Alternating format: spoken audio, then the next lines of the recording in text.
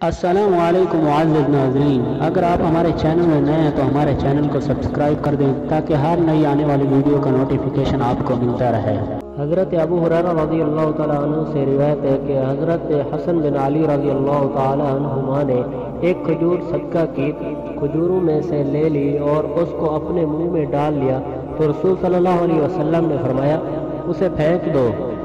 کیا تجھے معلوم نہیں کہ ہم صدقہ نہیں کھاتے؟ دوسری حدیث یہ ہے کہ حضرت عمر بن ابی سلمہ رضی اللہ تعالیٰ عنہ رسول صلی اللہ علیہ وسلم کے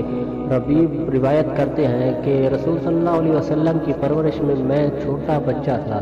میرا ہاتھ پیالے میں ہر طرف چکر لگاتا کیونکہ میں کھانے کے آداب سے واقف نہ تھا۔ اس پر آپ صلی اللہ علیہ وسلم نے مجھے مخاطب کر کے فرمایا، اے لڑکے، اللہ تعالیٰ کا اولاً نام لو اور اپنے دائیں ہاتھ سے کھاؤ اور اپنے سامنے سے کھاؤ۔ اس ارشاد کے بعد ہمیشہ میرا کھانے کا یہی طریقہ بن گیا۔ ایک اور حدیث ہے کہ حضرت عبداللہ بن عمر رضی اللہ تعالیٰ عنہما سے روایت ہے کہ میں نے رسول صلی اللہ علیہ وسلم کو فرماتے ہوئے سنا کہ ہر ایک تم میں سے حاکم ہے اور اس سے اس کی رعایا کے بارے میں پوچھا جائے گا، امام نگران ہے اور اس کی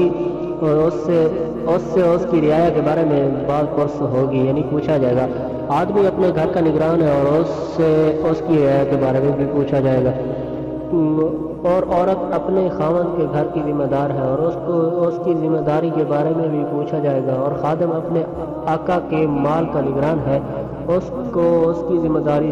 کے بارے میں بھی پوچھا جائے گا۔ بس ہر ایک تم میں سے ذمہ دار ہے اور نگران ہے اور اپنی ذمہ داری کے متعلق اس سے